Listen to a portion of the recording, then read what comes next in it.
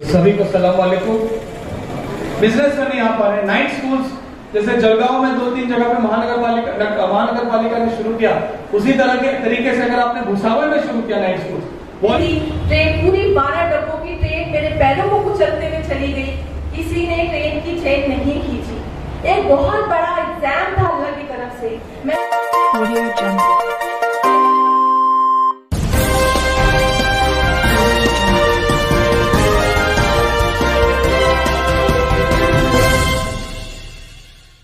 जय हिंद, मैं फिरोज तड़वी और आप देख रहे हैं GN न्यूज़। भुसावल शहर के ताज मैरिज हॉल में आज सुबह 10 बजे से 2 बजे तक स्कूली बच्चियों के लिए मोटिवेशन प्रोग्राम अरेंज किया गया था, जिसमें जिले के कलेक्टर आयुष प्रसाद इनकी भी मौजूदगी थी। यह प्रोग्राम बहुत ही मोटिवेशनेबल था। जिले के कलेक्टर आयुष प्रसाद इन्होंने स्कूली बच्चियों का आत्मबल बढ़ाना चाहिए, उन्हें भी पढ़ाना चाहिए, लड़कियों का भी लड़कों के बराबर सम्मान करना चाहिए तो देश तरक्की करेगा, इस तरह का मोटिवेशनेबल भाषण दिया। आगे न्यूज़ में आप देख सकते हो। और पूरे प्रोग्राम का अहम हिस्सा जो कि डॉक्टर रोशन जहाँ थी, जो कि यूपी से बिलोंग करती है और मुंबई में पढ़ाई करती थी। मुंबई लोकल में से गिरने के बाद उनके दोनों पैर कट गए थे।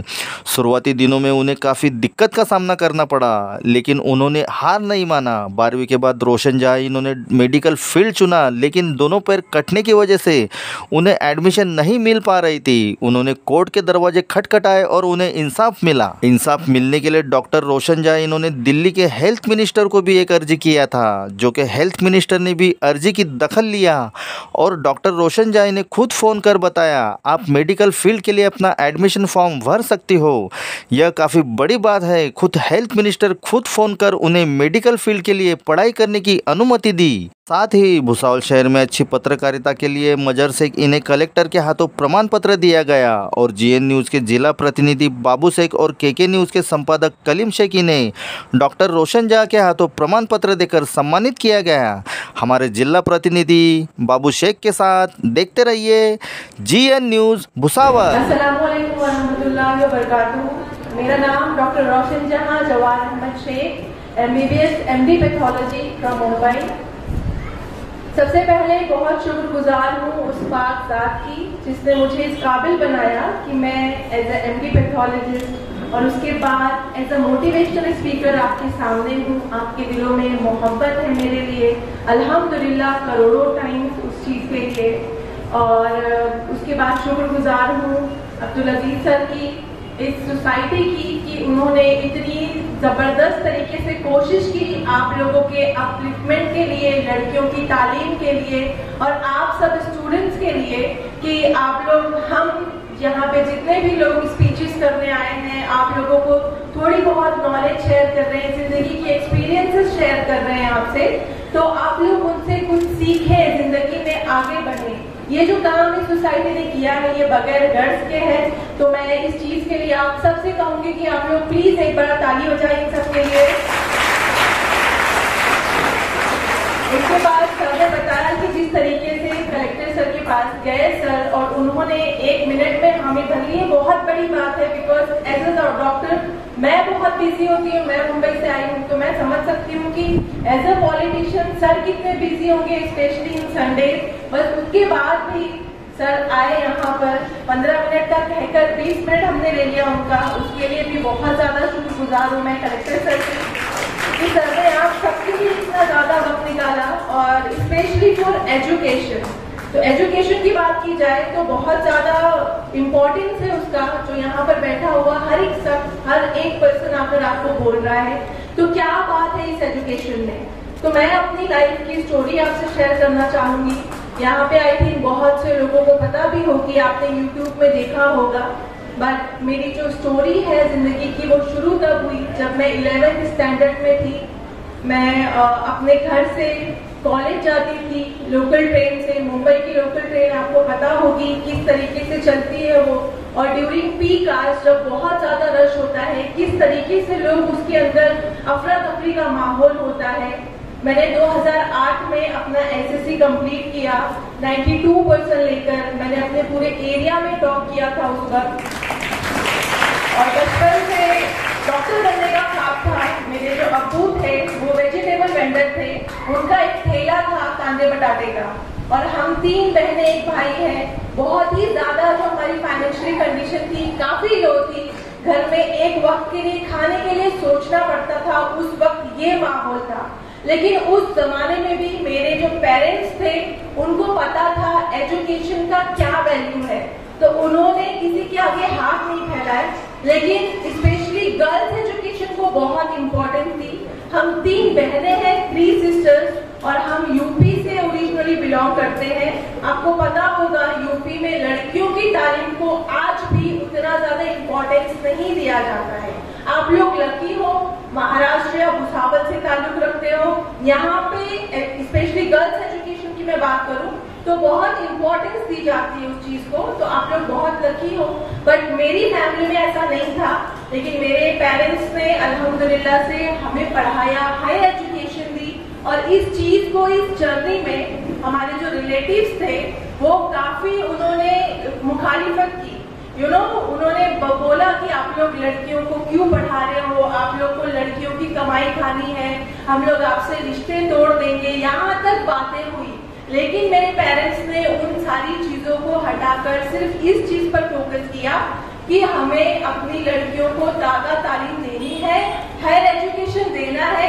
बिकॉज यहाँ पे 2 स्टूडेंट्स ने आके तकरीर की, स्पीचेस दी गर्ल्स एजुकेशन पर, तो मैं उसको हाईलाइट नहीं करना चाहूंगी। अल्हम्दुलिल्लाह से यहाँ पे सबको पता है गर्ल्स एजुकेशन का क्या वैल्यू है, क्या इम्पोर्टेंस है। तो मेरे माँ बाप को 15 साल पहले वो पता था, उन्होंने फोकस किया। हमें 10th स्टैंडर्ड में मैंने टॉप किया, फिर ख्वाब था डॉक्टर बनने का, उसके लिए 11th में एडमिशन लिया।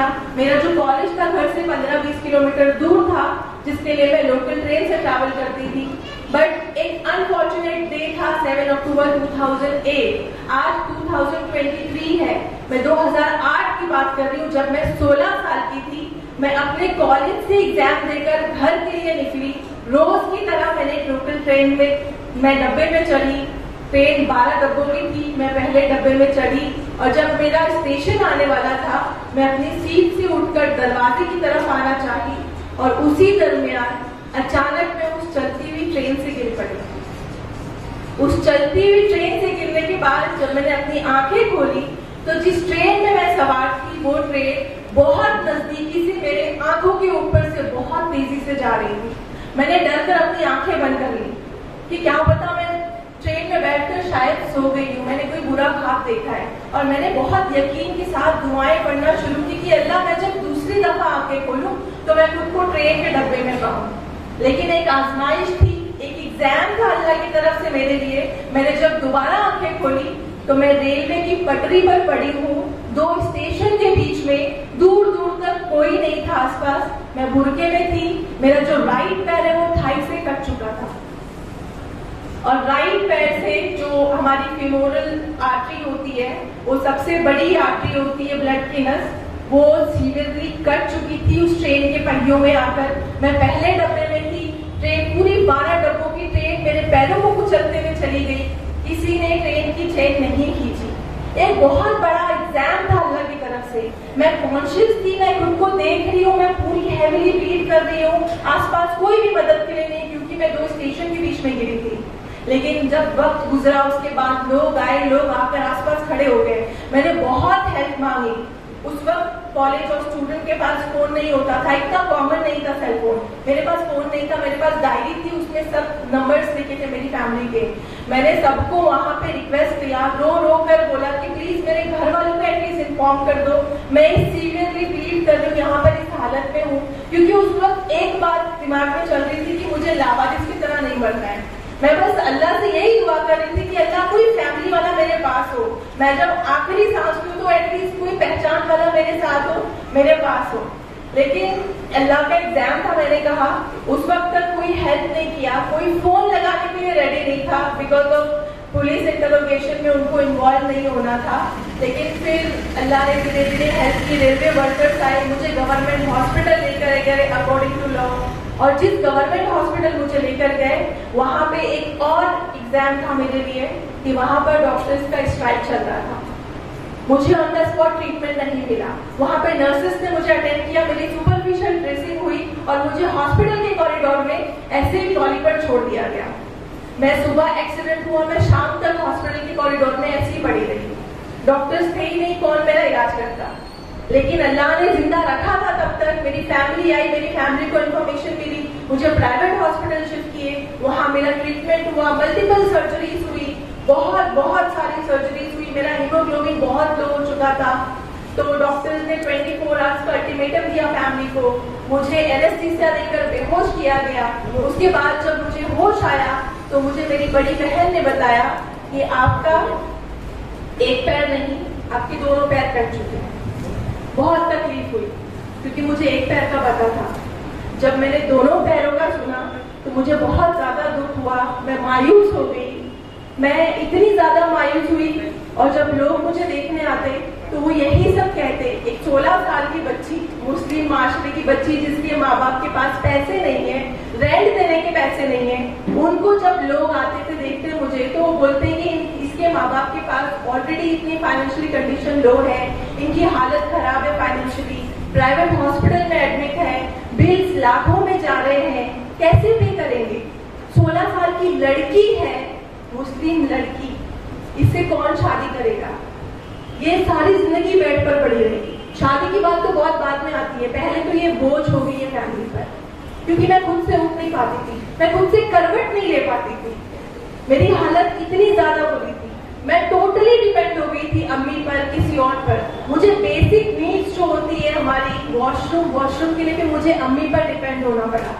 मुझे गोद में उठाकर अम्मी वॉशरूम लेकर जाती थी। यहाँ पे बहुत सारे बच्चे ऐसे जो 15-16 साल के, आप सोचिए, आप इमेजिन कीजिए कि इस हालत में, इस उम्र में 1 मिनट में आपके 2 पैर छिन गए, आप इतने डिपेंड हो गए लोगों पे कि आपको बेसिक नीड्स के लिए भी लोगों की जरूरत पड़ रही है, आपके माँ बाप की जरूरत पड़ रही है उस उम्र में जिस उम्र में आपको अपने माँ बाप की खिदमत करनी चाहिए। उस उम्र में फिर से मेरी माँ मेरी खिदमत कर रही है, मुझे वॉशरूम लेकर जा रही है, मुझे उठा रही है, और मेरे दर्द की वजह से वो 6 महीने सो नहीं पा रही है। आप सोचिए कितना तकलीफ का फेस होगा मेरे लिए। मैं खुद को कितनी ज्यादा, मैं कितना ब्लेम करती खुद को कि अल्लाह ने मुझे जिंदा क्यों रखा। लोग जब आते कि इसको मर जाना चाहिए था, ये जिंदा क्यों है, ये जिंदगी जो जिंदा दी अल्लाह ने इसको जिंदा रखा है माजूरी वाली जिंदगी में, ये क्यों रखा है इसको। इससे बेहतर था कि ये मर जाती। ये लफ्ज इतनी बार सुना मैंने और मेरे जहन पे चिमट गया वो लफ्ज कि मुझे अल्लाह ने क्यों जिंदा रखा है। लेकिन फिर मेरी मम्मी ने मुझे समझाया, उन्होंने बताया, मैं बहुत शिकवे करती, अल्लाह से कंप्लेन करती कि अल्लाह मुझे क्यों जिंदा रखा, मुझे माजूर नहीं होना है। आई थिंक यहाँ पे बैठा हुआ कोई भी शख्स माजूर नहीं होना चाहता होगा, वो लाइफ नहीं जीना चाहता होगा, मैं भी नहीं जीना चाहती थी।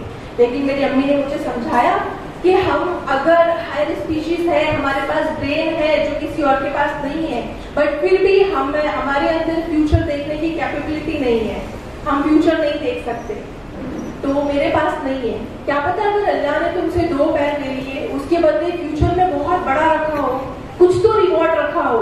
तो अगर अल्लाह ने तुमसे 2 पैर लिए हैं, तुम पे एग्जाम दिया है, तुम पे आजमाइशें प्रॉब्लम्स आई है, तो इसको हंस के बात करो। जो डिसेबिलिटी है इसको हटाओ, जो एबिलिटी है उस पे फोकस करो।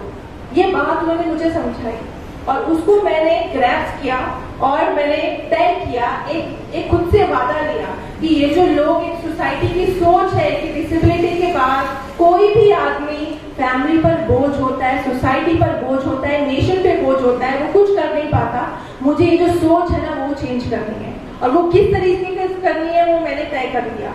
मैं पढ़ाई में अच्छी थी, मुझे पढ़ाई में अच्छा होना है। 11th में एक्सीडेंट हुआ, मैंने 11th ईयर स्किप नहीं किया, मैंने व्हीलचेयर पे जाके एग्जाम दिया, व्हीलचेयर पे जाके एग्जाम दिया। 12th में मैंने डिस्टिंक्शन लिया और 12th के बाद मेरे जो आज आपके सामने खड़ी हूँ, प्रोस्थेटिस पहन के, नकली पैर पहन के, मैंने इनके साथ चलना फिरना शुरू किया। और उस चलने फिरने के साथ साथ मैंने CET एग्जाम पास किया जो मेडिकल में एडमिशन के लिए होता है, और CET एग्जाम में मैंने 3rd रैंक लिया और महाराष्ट्र MPSC। जर्नी आसान नहीं थी, मेरे लिए आसान नहीं था। 2 पैर खोने के बाद, इतना दर्द सहने के बाद मैंने पढ़ाई पे फोकस किया, क्योंकि मुझे वो एक सोच चेंज करनी थी लोगों की। मुझे लोगों को बताना था कि डिसेबिलिटी के बाद, गरीब होने के बाद, लड़की होने के बाद मैं लोगों पे बोझ नहीं हूँ, मैं फैमिली पे और सोसाइटी पर बोझ नहीं हूँ, मैं कुछ कर सकती हूँ ताकि मेरे बाद जो लोग आए ना, मेरे बाद किसी का एक्सीडेंट हो तो वो खुद सीखे, वो मायूसी की कदर में नहीं जाए, वो सुसाइड अटेम्प्ट नहीं करे। मुझे वो सोच चेंज करनी थी। मैंने सीईटी पास किया, बट अनफॉर्चुनेटली जब मेडिकल काउंसिल में मैं एडमिशन के लिए गई तो वहां मुझे जाकर पता चला कि एक मेडिकल लॉ है जिसके बेसिस पर मेरी डिसेबिलिटी को जज किया गया। मैं पहले 2 बैसाखी लेके चलती थी, मेरे पास 2 पैर नहीं है, मैं नकली पैरों पर चलती हूँ, तो मुझे 96% डिसेबल बोला और उस बेसिस पे मुझे इनकार कर दिया कि आप डॉक्टर नहीं बन सकते, आप पेशेंट नहीं देख सकते, आप मेडिकल की डिग्री अचीव नहीं कर सकते क्योंकि आप 96% डिसेबल हो। तकलीफ हुई लेकिन हिम्मत नहीं हारी। मैं आपको कहूँ, मैंने हिम्मत नहीं हारी, मैंने अल्लाह से उम्मीद नहीं छोड़ी। मैं बॉम्बे हाई कोर्ट गई। आप लोग में से कितनों ने सोचा होगा एक नॉर्मल एडमिशन के लिए बॉम्बे हाई कोर्ट कौन जाता है? मैं गई। मुंबई का पहला केस, कोई 96% disable candidate Bombay high court गई है मेडिकल में एडमिशन के लिए। रेफरेंस के लिए कोई केस नहीं था, लेकिन 3 महीने की कड़ी मेहनत के बाद रोज हियरिंग होती, बहुत सारे जजमेंट्स आते, रेफरेंसेस होते, हमारे दोनों एडवोकेट्स में बहस होती। ना इम्पॉसिबल था मेरे फेवर में फैसला आना, लेकिन कोर्ट का जब आखिरी डे था जजमेंट का, मैंने इरादा किया कि मैं कुछ भी करूंगी लेकिन मुझे मेरे हक में फैसला चाहिए था। तो 3 साल मैंने ट्रेन से ट्रैवल करना छोड़ दिया था। मुझे डर लगता था ट्रेन की आवाज सुनकर भी, लेकिन मैंने फैसला किया कि मैं कोर्ट के आखिरी डे, जो जजमेंट का आखिरी डे था, मैं अपने घर से फिर से लोकल ट्रेन से बॉम्बे हाई कोर्ट गई और बॉम्बे हाई कोर्ट में इस बात को नोटिस किया, हाईलाइट किया, और वो जो जज थे वो हैरान हो गए कि एक नॉर्मल इंसान लोकल ट्रेन में ट्रैवल करने से डरता है, ये बच्ची जिसकी लोकल ट्रेन से एक्सीडेंट हुआ उसको फोबिया था उस चीज का, बट उसकी जिद है कि उसको मेडिकल में एडमिशन लेना है, सोच चेंज करनी है। उन्होंने मेरा हौसला देखते हुए 2011 में हिस्टोरिक डिसीजन दिया बॉम्बे हाई कोर्ट में, मेरे फेवर में फैसला दिया। 2011 में मुझे इंडिया की प्रेस्टीजियस मेडिकल कॉलेज में एडमिशन मिला, saint GS medical college in KM hospital for MBBS. उसके बाद जर्नी चली, बहुत तकलीफदार जर्नी रही, पेनफुल रही, हेक्टिक रही, लेकिन एक इरादा था, एक फोकस था, एक गोल था कि ये मुझे करना है। बहुत रिस्पॉन्सिबिलिटी है मेरे ऊपर, मुझे हार नहीं माननी। मैंने 8 घंटे 7 घंटे डिसेक्शन किए। हम डिसेक्शन हॉल में हमें खड़े रहना पड़ता था नॉन स्टॉप। मैंने अपने कलीग से कंप्लेन नहीं की, मैंने अपने प्रोफेसर से कंप्लेन नहीं की कि मेरे पास 2 पैर नहीं है, मैं ये नहीं करूंगी। मैंने हर एक वो चीज की जो एक नॉर्मल स्टूडेंट करता था, और अल्हम्दुलिल्लाह से मैं बहुत खुश हूँ आपसे शेयर करते हुए 2016 में मैंने एमबीबीएस फर्स्ट क्लास से पास किया। एमबीबीएस पास करने के बाद मैंने ये सोच तो चेंज कर दी कि डिसेबिलिटी के बाद अगर हमारी सोसाइटी, हमारे आसपास के लोग, हमारी फैमिली अगर सपोर्ट करें, हमारी एबिलिटी हमको समझाएं, तो हम भी बहुत कुछ कर सकते हैं। डिसेबल कैंडिडेट भी आगे आकर सर्व कर सकते हैं नेशन को, सोसाइटी को। लेकिन उसके बाद मैंने तय किया कि मेरी डिग्री एमबीबीएस तक नहीं रखनी है, मुझे एमडी में एडमिशन लेना है। और एमडी में एडमिशन के लिए फिर से मैंने नीट पीजी दिया, नीट पीजी एग्जाम दिया, एमबीबीएस क्लियर किया, नीट पीजी में 3rd रैंक लिया all over Maharashtra NPH quota. और इस बार मैं ओवर कॉन्फिडेंट थी कि despite of clearing MBBS, internship किया मैंने, 24 आवर्स की ड्यूटी, 30 आवर्स की ड्यूटी की, बगैर सोए, बगैर खाए, बगैर बैठे। मुझे कौन मना करेगा एमडी के लिए? बट अगेन वो मेडिकल लॉ आड़े आया और उसके बेसिस पे मुझे एडमिशन से इनकार किया गया। इस बार ऑनलाइन फॉर्म सबमिशन था, मेरे पास सिर्फ थे 2 दिन। 2 दिन में कोर्ट जाना, जजमेंट लाना इम्पॉसिबल था, लेकिन अल्लाह से उम्मीद नहीं टूटी थी, हिम्मत नहीं हारी थी। एक यकीन था, फेथ था अल्लाह की जात पर कि अगर अल्लाह ने किस्मत में लिखा है तो कहीं ना कहीं से हेल्प होगी। आपने कहानियों में सुना होगा कि मिराकल्स होते हैं, गैप से मदद आती है। मेरे साथ 12 मर्तबा हुआ है ये चीज, और मैंने अल्लाह की जात पर छोड़ दिया। मुझे मेंबर ऑफ पार्लियामेंट ने फोन किया, मैंने उनको सारी चीजें बताई। मैं उनका नाम मेंशन करना चाहूंगी, कीरित सुमैया सर, जो काफी उन्होंने मेरा स्टोरी सुना था, इंस्पायर हुए थे मुझसे।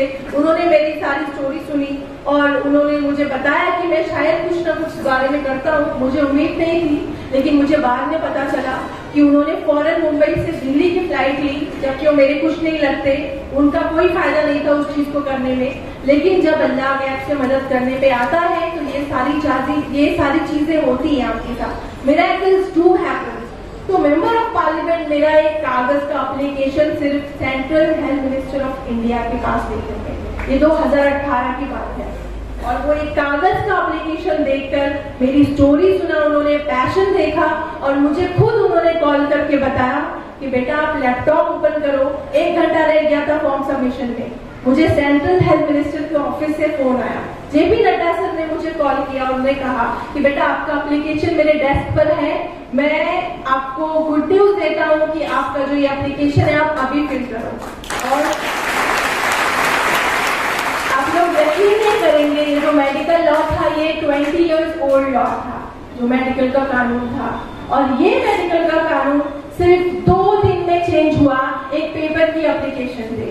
और ये इंडिया के कॉन्स्टिट्यूशन में एक हिस्टोरिक डिसीजन लिया, और खुद जेपी नड्डा सर ने अपने ट्वीट में बताया कि एक हिस्टोरिक डिसीजन लिया कि किसी डिसेबल लड़की की एक कागज की एप्लीकेशन पे 20 साल पुराना कानून 2 दिन में चेंज हुआ। ये बहुत बड़ी बात थी मेरे लिए, मेरी फैमिली के लिए, कि मेरा एक कागज का एप्लीकेशन अल्लाह ने इतना ज्यादा इम्पोर्टेंस कर दिया कि सेंट्रल हेल्थ मिनिस्टर ने उसके बेसिस पे इतना बड़ा कदम लिया। और उस जब वो लॉ चेंज हुआ तो अल्टीमेटली मेरा फॉर्म एक्सेप्ट हुआ, और again I got admission MD pathology से GS मेडिकल कॉलेज इन KEM हॉस्पिटल। और 1 साल पहले मैंने अपना MD कंप्लीट किया है, फर्स्ट क्लास लिया है मैंने अपने हॉस्पिटल में, 4th रैंक लिया है। अल्हम्दुलिल्लाह। ये जर्नी शेयर करने का मकसद ये है कि हमें लाइफ में कभी हार नहीं मानना चाहिए। मेरी लाइफ में हर एक प्रॉब्लम से मैंने निपटी हूँ, चाहे वो फाइनेंशियली हो। मैं गरीब, मेरे अब्बू वेजिटेबल वेंडर थे, मैंने आपको बताया। मेरे पास 2 पैर नहीं है फिजिकली। मुझे इतना मेंटल हैरेसमेंट था उस वक्त कि लोग मर जाने की दुआ करते थे मेरी, पर फिर भी मैं डटी रही, मैंने हिम्मत नहीं हारी। और मेरी जो फैमिली थी, मेरे टीचर्स थे, मेरे डॉक्टर्स थे, आसपास के बहुत सारे लोग इस जर्नी में हेल्प किए। बहुत सारे पॉलिटिशियंस ने मुझे फाइनेंशियली सपोर्ट किया, जस्ट बिकॉज मैंने हार नहीं मानी। अगर मैं 2008 में 15 साल पहले ये सोच के हार मान जाती कि अल्लाह ने मेरे साथ इनजस्टिस किया है, नाइंसाफी हुई मेरे साथ, एक लम्हे में मेरे 2 पैर छीन लिए, मुझे माजूर कर दिया, अगर ये सोच के साथ अगर मैं आगे रहती तो आज भी मैं कहती हूँ मैं बेड रिडन होती, मैं बेड पर ऐसे ही पड़ी होती, मैं आपके सामने as a motivational speaker, as a MD pathologist नहीं होती, आप मुझे एडमायर नहीं कर रहे होते। तो ताकत है बस अल्लाह पे यकीन के साथ की। हम मुस्लिम्स हैं, हमारा बिलीव होना चाहिए कि हमारे ऊपर अगर मुसीबत आती है तो उसका सोल्यूशन आसपास होता है। हमें बस उन मुसीबतों से लड़ना सीखना है, उनके आगे हार नहीं मानना है, घुटने नहीं टेकने, मायूस नहीं होना है अल्लाह के जात से। और आसपास बहुत सारे लोग हैं जो हेल्प करने के लिए रेडी हैं, तो हमें उनको ढूंढना है, उन्हें ढूंढिए, आपकी हेल्प के लिए आगे आएंगे। और अल्हम्दुलिल्लाह से मैं बहुत ज्यादा शुक्रगुजार हूँ आप सब लोगों की कि आपने इतने तहम्मुल से मेरी बात सुनी। आई नो मैंने वक्त ज्यादा लिया, सर को बहुत लेट हो रहा था, बट ये बहुत सारी इंपॉर्टेंट बात थी जो मुझे सर के सामने भी रखनी थी कि आप लोग कहीं ना कोई डिप्रेशन में होता है, छोटी छोटी प्रॉब्लम से हम डर जाते हैं, मायूस हो जाते हैं, हार जाते हैं। स्पेशली स्टूडेंट्स जो है सुसाइडल अटेम्प्ट तक सोच लेते हैं। बट मुझे नहीं लगता कि मेरी जिंदगी में इतनी सारी प्रॉब्लम्स थी जो किसी की जिंदगी में होंगी। जब मैं कर सकती हूँ, मेरे पास 2 पैर नहीं है, 2 पैर नहीं होने के बाद मैं आज आपके सामने खड़ी हूँ, पिछले आधे घंटे से बगैर सपोर्ट के खड़ी हूँ। जब मैं कर सकती हूँ तो आप लोग क्यों नहीं कर सकते? Thank you so much, thank you, जज़ाकल्लाह आप सबको कि आपने इतना वक्त दिया, और thank you so much collector sir कि आपने इतना कीमती वक्त दिया यहाँ पर। जज़ाकल्लाह। मंगाते हैं तो ऑनलाइन बुक करते हैं। अस्सलाम वालेकुम वरहमतुल्लाह। मेरे लिए बड़े गर्व की बात है कि आज मैं एक ऐसे डाइस को शेयर कर रहा हूँ जहाँ पर माननीय जिलाधिकारी साहब मौजूद है, साथ में मेरी बहन रोशन जहाँ मौजूद है। मैं डॉक्टर मैडम को एक बात बताना चाहूँगा कि पिछले 5 सालों से मेरे स्टूडेंट, मेरे बच्चे आपको जानते हैं। सर, मैं यहाँ पे बच्चों के सामने थोड़ा सा आपको इंट्रोड्यूस करना चाहता हूँ। आपको ऐसे बताने की जरूरत नहीं कि हर कोई आपको जानता है, लेकिन एक फॉर्मेलिटी होती है, वो पूरा करने के लिए यहाँ पर बहुत तेजी से। ओके, ठीक है, मैं सर को माइक हवाले करता हूँ। इससे पहले कि मैं सर के बारे में और कुछ कहूँ, एक शेर बोलकर मैं अपनी बात खत्म कर लूंगा कि सर ने मैथमेटिक्स के बारे में, बच्चों के दिल से डर निकालने के बारे में एक प्रोग्राम रन किया है। तो मैं एक शेर कहना चाह रहा हूँ। मैंने माना कि मेरी आवाज नहीं जाएगी, दरो दीवार से टकराकर लौट आएगी, अभी भी वक्त है, करो कोई इन अंधेरों का इलाज, वरना ये नस्ल उजालों को तरस जाएगी। मैथमेटिक्स के बारे में बच्चों के दिलों से डर निकालने के लिए सर ने प्रोग्राम रन किया है। इंशाल्लाह सर हम सब मिलकर आपको सपोर्ट करेंगे, आपकी गाइडेंस में प्रोग्राम करेंगे। अब माइक सर के हाथ। तो सभी को सलाम वालेकुम। डॉक्टर साहिबा की बातें सुनने के बाद तो मैं खुद ही भावुक हो गया, इमोशनल हो गया, क्योंकि इसके बाद मैं क्या बोलूं इसके बाद। आप आपने बोला टाइम कम है, पर टाइम का क्या होता है कि हमारे एक टाइम में 10 जगह पे प्रोग्राम लोग बोलते हैं, और मेरी कोशिश रहती है कि सब जगह जाओ। अगर मैं अपना ऑफिस में बैठा रहूं तो वही 50-60 लोग आते हैं, वही तकरार लेके आते हैं, वही बातें सुनते हैं, और वही 4 लोग बोलते हैं कि बहुत अच्छा काम कर रहे हैं, और वही 2 लोग बोलते हैं कि बहुत ही बेकार काम है। और ऐसे ही दुनिया चलते रहती है और सब लोग खुश रहते हैं अपने एक डब्बे में। उस डब्बे से बाहर निकलना हो और आपसे जुड़ना हो, आपकी बातें सुननी हो, आपकी परेशानी जानना हो, उसके लिए ज्यादा से ज्यादा कार्यक्रमों में जाना, ये एक, और उससे पता भी चलता है कि यहाँ के लोक प्रतिनिधि हो, उनके जो विचार है, आपके जो विचार है, बच्चों के जो विचार है, वो हमारे तक पहुंचती है, और उस बारे में आपसे भी मेरे विचार आप तक पहुंचते हैं, और ये एक संवाद जो है, एक आपस में जो बातचीत है, ये हम रहता है। तो इसके वजह से टाइम कम है, इसके लिए मैं पहले माफी चाहता हूँ कि आया लेट और जा रहा हूँ जल्दी। परंतु आपने जो मैडम का जो भाषण रखा, इसके लिए मैं बहुत आपका शुक्रगुजार हूँ, क्योंकि जो पैशन से मैडम, डॉक्टर मैडम बोल रही थी, जो पैशन से वो अपनी बात हम सब तक रख रही थी, मतलब मैं मैडम आपको सल्यूट करता हूँ, और जलगांव जिले की तरफ से आपका सत्कार करता हूँ।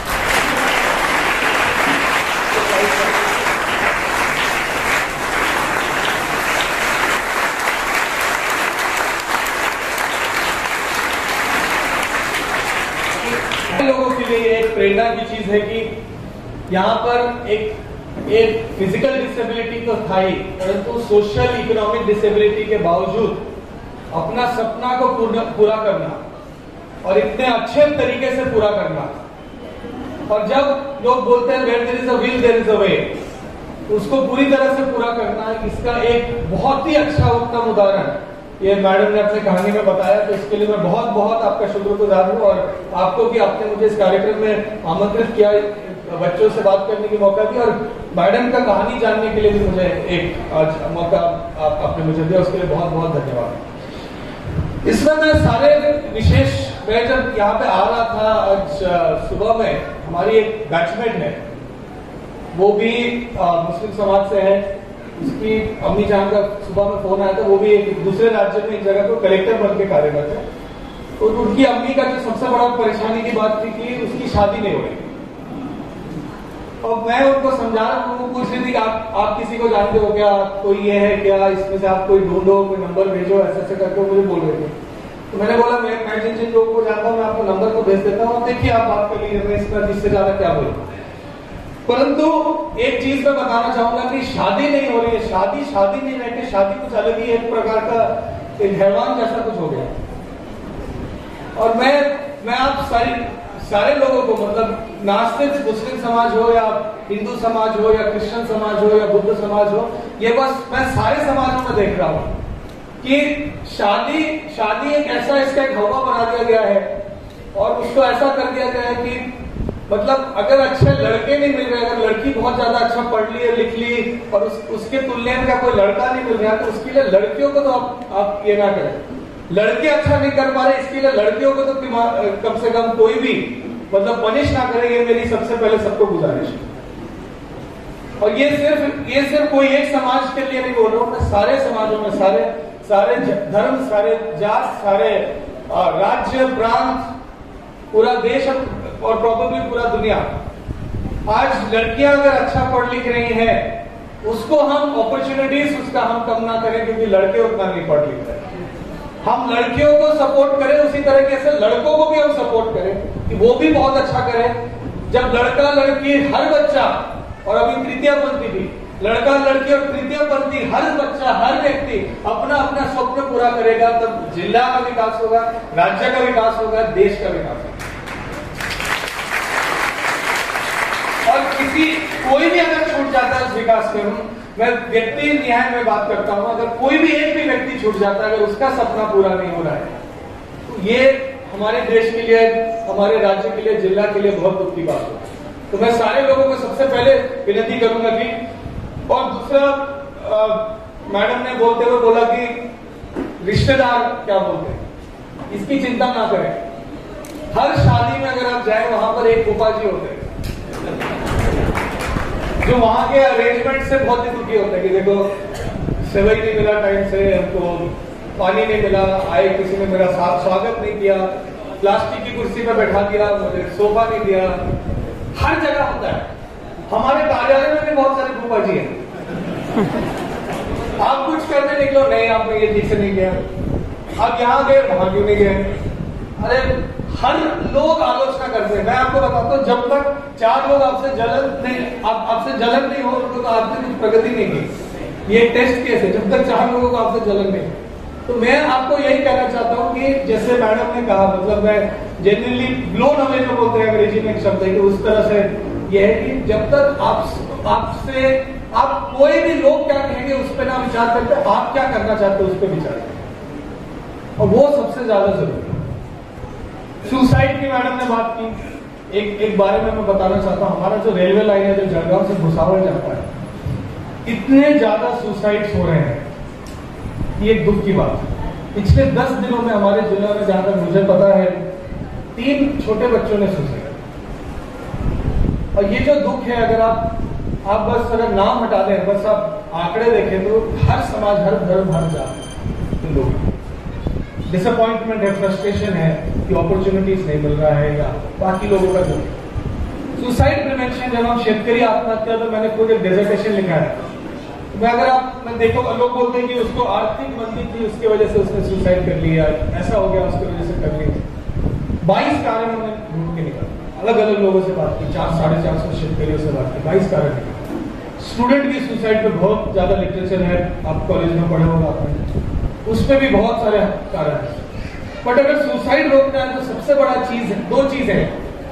एक है कि अपॉर्चुनिटी, मतलब कोई ना कोई संधि होनी चाहिए कि हम अपने जीवन में कहीं आगे जा सकें। और दूसरी चीज है कि फैमिली का सपोर्ट, दोस्तों का सपोर्ट। वो सपोर्ट हमारे सारे लोगों को मिलना चाहिए। वर्टिकल मोबिलिटी होनी चाहिए। बट अगर फैमिली बोले, अगर कोई बोले कि मैं 10 घंटा पढ़ना चाहते हो, उसके लिए मुझे स्टडी हॉल ज्वाइन करना, फैमिली बोले नहीं, बाहर नहीं जाना है, 8 बजे घर पे आ जाना है। अगर हम वो सुरक्षा का वातावरण और विश्वास का वातावरण नहीं बना सके, सुरक्षा का वातावरण हम सब एक दूसरे के साथ मिलकर बनाते हैं, और विश्वास का वातावरण नहीं बना सके, तो ये हमारे लिए बहुत ही दुख की चीज है।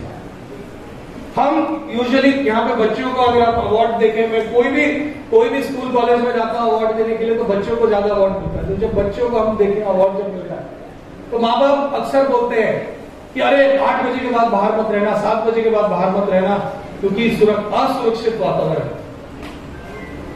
ठीक है, तो इस बारे में मेरे एक बॉस ने एक बार बोला था, और ये बात बहुत पते की चीज है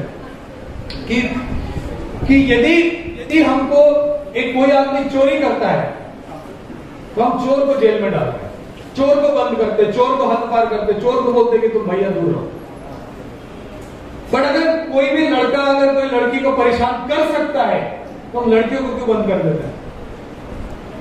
लड़कों को बोलना चाहिए भाई तुम 6 बजे के बाद बाहर मत जाओ, तुमसे किसी लड़की को प्रॉब्लम हो सकता है, इसके लिए तुम अपने रूम को बंद कर देना। हम लड़कियों को क्यों बोलते कि तुम बंद होकर रह जाओ? हमको प्रत्येक बच्चे को, प्रत्येक व्यक्ति को अपॉर्चुनिटी देना चाहिए कि वो अपने जीवन में चाहे जितना भी चैलेंजेस है, फाइनेंशियल प्रॉब्लम्स है, फिजिकल प्रॉब्लम्स है, समाज से प्रॉब्लम्स है, नियम प्रॉब्लम है, जो नियम हमको सपोर्ट करने के लिए बने वही प्रॉब्लम बन जाए। उससे आगे जाने के लिए, हर बच्चे का सपना पूरा करने के लिए। बिकॉज मैं आपको बोल सकता हूं कि भारत देश ऐसा देश है जहां पे कुछ भी पॉसिबल है, कुछ भी पॉसिबल। अगर आपने एक बार डिसाइड कर लिया कि हम ये करेंगे, कुछ भी पॉसिबल है। पर अगर हम उस पॉसिबिलिटी को एक्सेस करने से हम पीछे रह जाए, उस पॉसिबिलिटी में काम करने से पीछे रह जाए, तो हम बाहर रह जाएंगे। मेरी सारे लोगों को विनती है कि ये जो समाज है, ये शादी सपोर्ट करने के लिए रहता है, परिवार बनाने के लिए रहता है, खुशी का वातावरण निर्माण के लिए रहता है। एक डर का वातावरण, हैवानियत का वातावरण नहीं बनना चाहिए कि हम शादी के डर से पूरे समय सोचते रहे कि भाई शादी। तो ये सारे लोगों को एक जानकारी सबको होनी चाहिए। दूसरी चीज मैं आपको बताना चाहता हूं कि स्टडी हॉल्स जितना हम तैयार करते हैं, मैंने अकोला में कार्यरत था, वहां पे जब स्टडी हॉल्स लोगों ने क्रिएट किया, बच्चों के 5% में 10% का बढ़ा। बिकॉज बच्चों को पढ़ने के लिए घरों में स्टडी टेबल नहीं है, लाइट नहीं है, जगह कम है, छोटे घरों में ज्यादा लोग रहते हैं, वहां पर एक ही रूम में मतलब कुछ उद्योग धंधा भी चल रहा है, खाना भी बन रहा है, लोग वहां पे सो भी रहे हैं, वहां पे पढ़ भी रहे हैं। अगर आप स्टडी हॉल्स क्रिएट कर सके, अलग अलग जगह पे कंफर्टेबल स्टडी हॉल्स क्रिएट कर सके, तो आप देखोगे कि बच्चों के पास परसेंटेज में बहुत बड़ा फर्क पड़ेगा। तो मैं आपको अपील करता हूं कि जो हमारे नगर पालिका के स्कूलें हैं, वहां पे स्टडी हॉल्स क्रिएट कर सके। दूसरी चीज है कि नाइट स्कूल्स, बहुत सारे लोग आज भी अशिक्षित हैं, उसके वजह से वो अपने बच्चों को नहीं पढ़ा पा रहे, वो अपने समाज में काम नहीं कर पा रहे, बिजनेस में नहीं आ पा रहे। नाइट स्कूल्स जैसे जलगांव में 2-3 जगह पे महानगर पालिका ने शुरू किया, उसी तरह के तरीके से अगर आपने भुसावल में शुरू किया नाइट स्कूल, वॉलंटरी बेसिस पे, कोई खर्च नहीं, बस हॉल टेबल कुर्सी स्कूलों में है, शाम के टाइम में वहां पर जिसको भी पढ़ना है वहां पे वो है, आपके जैसे जो शिक्षित लोग हैं वहां जाकर पढ़ाएं। हफ्ते में एक हफ्ता रहे, सोमवार आप पढ़ाएं, बुधवार आप पढ़ाएं, मंगलवार आप पढ़ाएं, बुधवार मैं पढ़ाऊंगा। ऐसे करके अगर हमने एक सिस्टम बनाया, नाइट स्कूल शुरू की, तो जो लोग अशिक्षित रह गए वो भी शिक्षा का लाभ ले सकते हैं। ये बहुत बड़ा फर्क पड़ा। लास्ट चीज जो मैं बोलना चाहता हूं, आपने एक बहुत अच्छा उदाहरण दिया कि कैसे 2 दिन में हमारा लोकतंत्र की वजह से आपका जो प्रश्न है वो छूट गया 2 दिनों में। तो मैं आपको एक चीज बताना चाहता हूं कि हमारी एक भारतीय निवडणूक आयोग ने सबकी रिव्यू लगाई, पूछा कि क्या चल रहा है इलेक्शन की तैयारी के तौर पे, कि आपके जो पोलिंग स्टेशन है वहां पे सारी सुविधाएं हैं क्या, दिव्यांग व्यक्ति, जो लोग यूजुअली वोट नहीं करते उनके लिए आपने क्या सुविधाएं बनाई है। उसमें एक चीज जो वहां पर सामने आई, भुसावल में जिले के एवरेज से 2% कम, 4% कम मतदान होता है भुसावल में, और उसमें महिलाओं का जो मतदान है, पुरुषों, भुसावल ओवरऑल महिला प्लस पुरुष 4% कम मतदान होता है। अगर जलगांव जिले में 60% मतदान हो तो यहाँ पे 56% मतदान होता है। बट दूसरी जो प्रॉब्लम एक जो सामने आई, भुसावल में अगर पुरुष देखें, अभी इसमें कोई धर्म जात ये कुछ नहीं है, मतलब सारे महिलाएं सारे पुरुष, अगर हम पुरुष देखें तो पुरुष 5% ज्यादा मतदान करते हैं महिलाओं से, महिला 5% कम मतदान करते हैं, और ये गंभीर बात है। इसको हमको बदलना है। आपका मत जो भी हो, कोई भी पक्ष के लिए हो, इंडिपेंडेंट कैंडिडेट के लिए हो, नोटा के लिए हो, कोई भी हो, बट आपको मतदान करना चाहिए। अगर आप मतदान करेंगे तो आपका मत काउंट होगा। उस मतदान का जो आपका अधिकार है, जो भारतीय संविधान ने हमें दिया है, डॉक्टर बाबा साहब अम्बेडकर ने हमको दिया है, वो संविधान का जो हमारा अधिकार है, उस अधिकार के माध्यम से हमने जब अपना वोट किया तो हम भी काउंटेड होंगे, और देश में हमारे विचार जो है उससे देश चलेगा, राज्य चलेगा, नगर पालिका और जिला चलेगा। मेरी आप सबसे गुजारिश है कि आप लोग सब लोग 100% मतदान करें, और कोई भी संकोच ना रखें कि मतदान नहीं करें। लोगों का कहना है कि उस दिन छुट्टी का टाइम रहता है, उस दिन लोग बोलते हैं कि आज दावत हम करें घर पे, उसके लिए महिलाएं व्यस्त हो जाती हैं। मैंने पूछा मतदान क्यों नहीं करते, तो लोगों ने बोला दावत रहता है घर पे। इतना टाइम नहीं है, घरगुती काम में हम इतना व्यस्त है कि हम 1 घंटा 1.5 घंटा मतदान करने के लिए मतदान केंद्र पर नहीं जा सकते, जो आपके घर से विदिन 2 किलोमीटर के अंदर है। जो भी कारण है, बहाने बहुत है। मेरा कहना है कि मतदान फिर भी सब लोग करें। ये मैं आपके माध्यम से, यहाँ पर जो प्रसार माध्यम है उनसे, उनके माध्यम से विनती करता हूँ, गुजारिश करता हूँ कि जब जब इलेक्शन हो तब तक कोई भी कारण हो, कोई भी बहाना हो, कोई भी दिक्कत है, जाके मतदान करें। मैं अकोला का उदाहरण देता हूँ। पिछले इलेक्शन के टाइम में मैं वहां पर था। गरोदर माता का वहां पर हमने विशेष नियोजन किया था। 90% से ज्यादा 92% इनफैक्ट गरोदर माताओं ने जाके मतदान किया। गरोदर माता, अगर गरोदर माता कर सकती है, प्रेग्नेंट महिलाएं कर सकती है, तो बाकी महिलाएं क्यों नहीं कर सकती? छोटी कॉलेजेस के बच्चे क्यों नहीं कर सकते? पुरुष क्यों नहीं कर सकते? मेरी सबसे फिर से लास्ट गुजारिश है कि आप लोग सब लोग मतदान करें। एंड एजुकेशन में मैडम ने जो कहानी बताई उसके बाद तो मेरे लिए कुछ बोलने लायक बचा नहीं है, पर 2-3 चीजें जो मैंने बताई, नाइट स्कूल्स हो, स्टडी हॉल्स की कल्पना हो, और लोगों को पढ़ने के लिए अगर ज्यादा टाइम बाहर रहना पड़े, लाइब्रेरी में जाना पड़े, उसकी अनुमति दी जाए, एक सुरक्षित वातावरण निर्माण किया जाए और विश्वास का वातावरण निर्माण किया जाए, तो बहुत ज्यादा फर्क पड़ेगा। और जो शादी है और हमारे जो मैं फूफा जी का उदाहरण दिया, इन दोनों से घबराएं नहीं। उनकी आलोचना ठीक है, उनसे घबराएं नहीं, उससे हम आगे जाएं तब आप बनेंगे यहां। और फिर से मैं मैडम का खूब खूब शुक्रिया अदा करता हूं, जिन्होंने भी वीडियो इसका, मैडम के भाषण का, विथ योर परमिशन मैडम, आपके भाषण का जो भी वीडियो की शूट किया है उसका क्लिप मुझे आप दे दें। हम लोग हमारे जो जिला प्रशासन के जो सोशल मीडिया है उसके माध्यम से और भी लोगों तक पहुंचाने की बहुत बहुत कोशिश करें।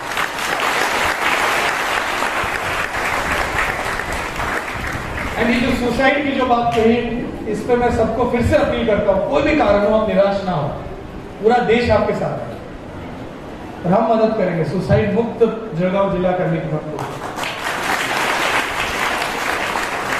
इसके साथ मुझे बुलाया उसके लिए बहुत बहुत धन्यवाद। मुझे एक और जगह जाना है, उसके लिए मैं आपसे अनुमति चाहता हूँ। बहुत बहुत धन्यवाद। जय हिंद, जय Maharashtra.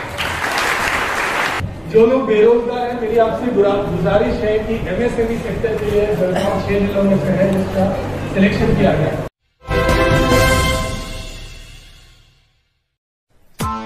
Press the bell icon on the YouTube app and never miss another update. Audio Jungle.